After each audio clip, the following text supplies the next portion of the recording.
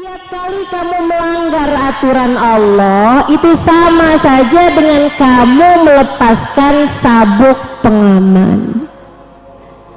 Bisa segala macam hal terjadi, teman-teman. Nggak bisa gitu. Ikutin aturan yang sudah Allah Subhanahu wa Ta'ala aturkan dalam kehidupan kita ini. Jadi jauh lebih tenang. Kita ingat bahwa alam semesta ini ada yang ngatur.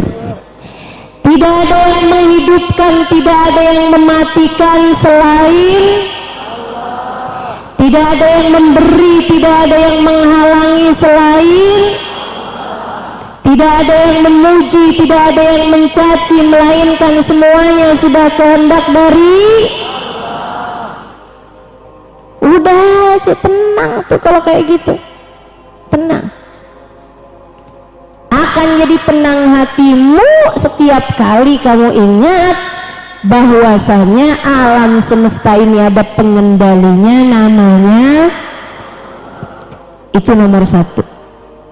Terus latihan dari Allah, dari Allah, dari Allah, dari Allah. Terus latihan. Yang kedua, kalau kamu kepengen hatimu tenang, kamu harus dekat sama yang kepadanya diturunkan ketenangan paling besar. Yang bikin manusia hatinya tenang itu namanya rahmat. Rahmat tuh adem. Rahmat tuh adem. Rahmat tuh bikin tenang, teman-teman saudara sekalian. Makanya kalau di majelis ini, kenapa kok bisa tenang di majelis sampai ada yang pada ketiduran? Apalagi kalau duduknya deket kipas angin. Di majelis ini lagi kegerahan aja pada ada yang bisa ketiduran loh.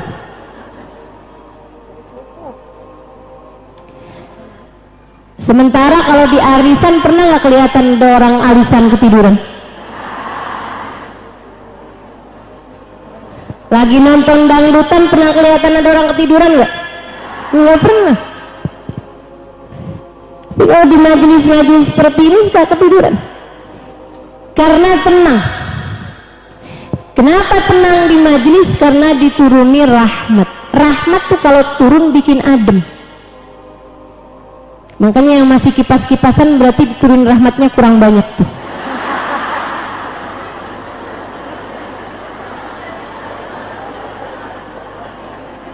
Langsung berhenti.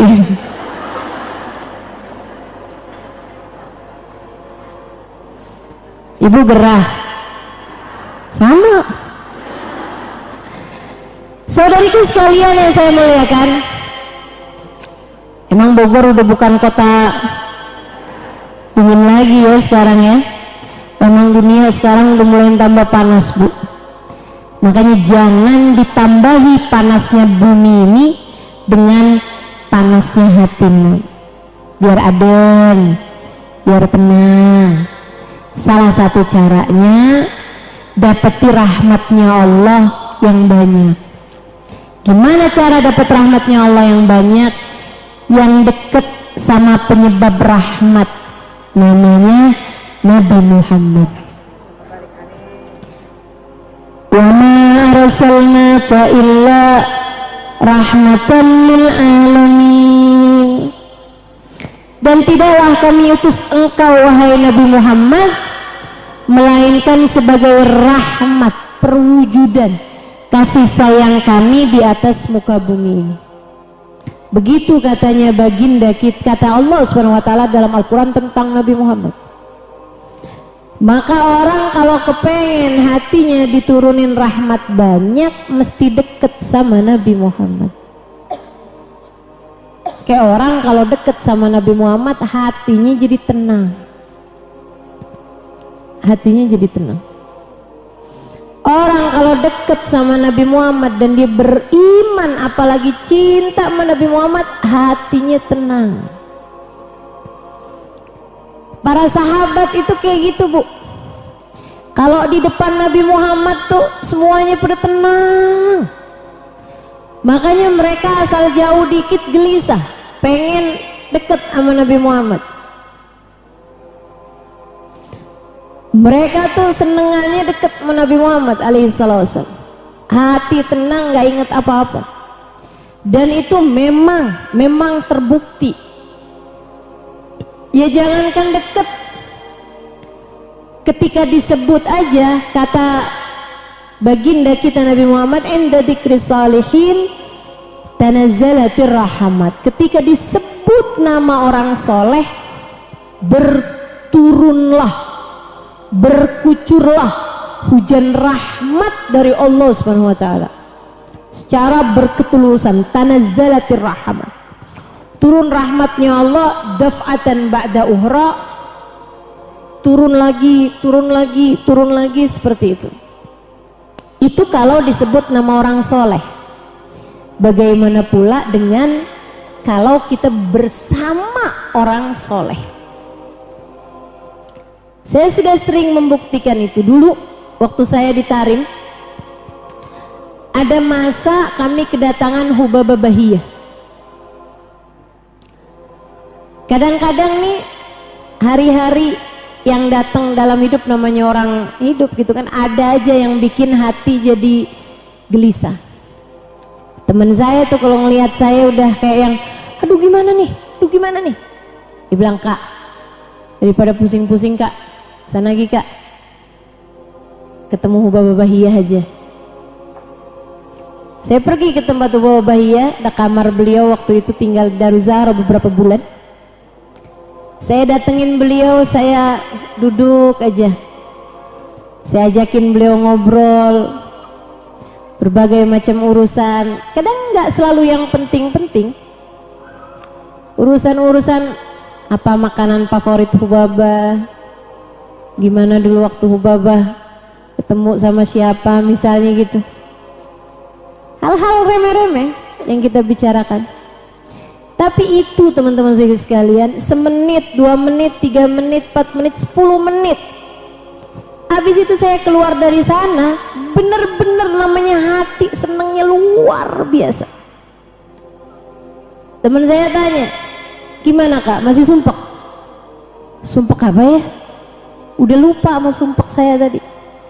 Hanya gara-gara mata saya memandang wajah seorang perempuan yang sangat salehah, yaitu adalah Hubabah Bahiyah. Demikian yang saya rasakan ketika saya memandang orang-orang soleh.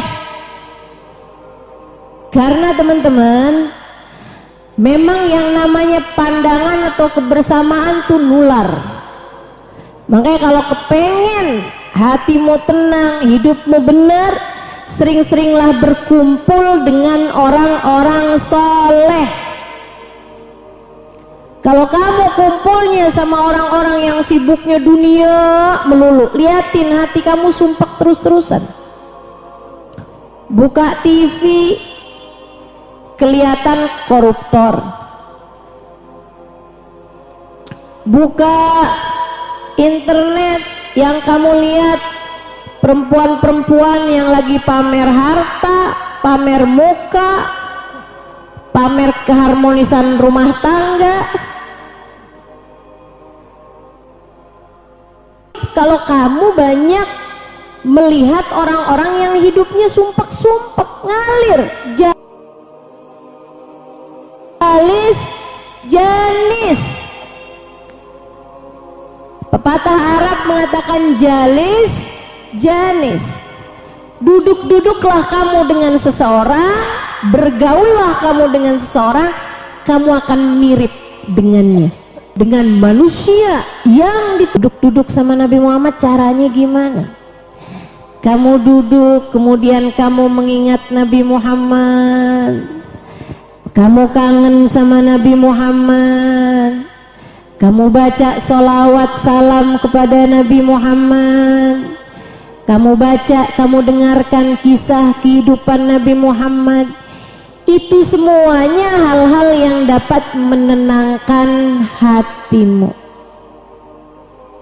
Itu semua adalah hal-hal yang dapat menenangkan hatimu. Makanya Bu, Habib Ali Habsyi bilang, masyi kama majma'il maulid yujallil kurub.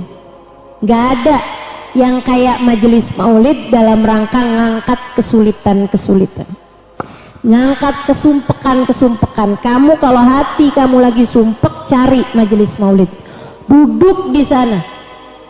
Gak ada nih majelis maulidnya nih. Kalau gitu sendirian aja di rumah, buka YouTube majelis maulid, dengerin tentang Nabi Muhammad, puji-puji Nabi Muhammad, sholawatan sama Nabi Muhammad. Tenang tuh hati kamu, tenang hati kita. Saya kalau lagi gelisah-gelisah gitu, kalau ada hal-hal yang bikin gak enak gitu, udah tuh, kalau lagi memungkinkan, wudhu, sholat 2 rakaat, sholat sunnah, sholat istikharah, sholat hajat gitu. Habis itu duduk baca sholawat Nabi Muhammad. Allahumma salli ala Sayyidina Muhammadin tibbil qulubi wa dawaiha wa afiyatil abdani wa shifaiha wa nuril absari wa diyaiha wa ala alihi wa sahbihi wa sallim. Terus baca sholawat. Allahumma salli ala Sayyidina Muhammadin al-fatih lima ughliqa wal khatim lima sabaqa nasiril haq bil haq wal hadi ila siratikal mustaqim wa ala alihi wa sahbihi haqqa qadrihi wa miqdarihil azim. Terus baca salawat, tenang hati dengan salawat kepada Nabi besar Muhammad. Enak tuh perasaan dengan kita dekat sama Nabi Muhammad. Terus bilang deh kita, ya Rasulullah, umatmu nih Rasul, gampang banget gelisahnya.